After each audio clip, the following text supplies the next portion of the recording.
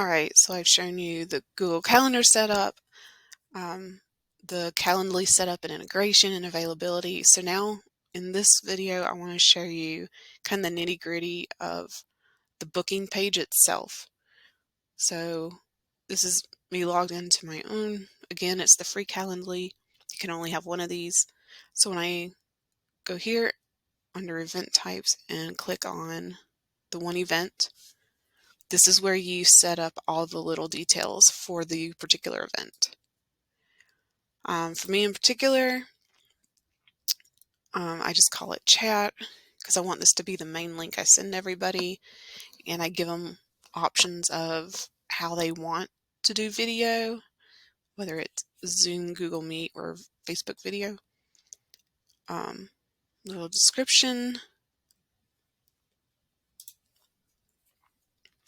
This is very important. When can people book this event? So I get my schedule from work every 3 weeks, every 2 to 3 weeks, depending on what's going on. So I will not schedule further than 14 calendar days into the future. You can schedule business days or calendar days.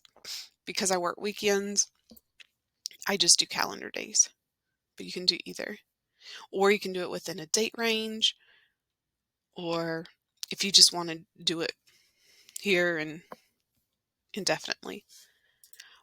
But I do a minimum of 30 minutes. If I don't have anything else going on afterwards, or depends what else is going on that day, I'd be willing to let it go a little longer, but that's where your own boundaries and restrictions and time come in. You can set custom hours for how you want to offer your availability for this event. I use an existing schedule, which I set up in part 2, which is the working hours. So that's the one I have it referred to.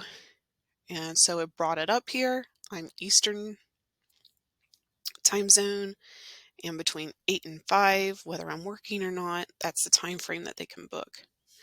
Now this is also really important. Oh, okay, before I get to that, if you have any dates, like any appointments or vacation time, especially vacation time, that you want to override for your availability, you can put it in Calendly, but personally, it's a lot easier if you just schedule it on the calendar in your Google Calendar that you have connected to Calendly. Sorry, I'll rephrase that. Put it in Google Calendar instead of Calendly. It's a lot easier. Okay, now this part's really important. It's how much time you want before and after your event. Now, personally, I need a little bit of time to breathe in between calls, and it lets my mind kind of transition into getting ready for the next call, whether it's mentally or if I need to get some things together before my next call. So I like to have a 30-minute warning before the next call. And I originally did 15 to 30 minutes for after my call, before the next one. But for me, that wasn't enough. Or I started getting too many calls in one day, and I didn't like that. So I put an hour, and for me, that's been working so far.